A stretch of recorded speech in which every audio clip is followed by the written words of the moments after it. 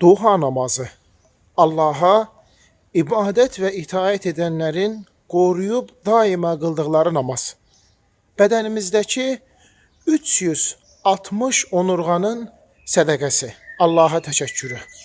Allah Teala bizlere Qudsi hədisdə buyurur ki, ey Adem övladı, sen günün əvvəlində mənim üçün 4 rükət namaz qıl, bu duha namazıdır. Ben günün sonuna kadar seni koruyum, seni himaye edim. Əziz cemaat, yayda vaxtı, saatı en uzun olan namazlardandır. Duha namazı. Güneş çıktıktan 15 dakika sonra bu namazın vaxtı daxil olur. Ta zöhr namazına 15-20 dəqiqə qalmışa qədər qılmaq olar. Gəlin, savabı və mükafatı böyük olan bu namazı həmişə qoruyaq,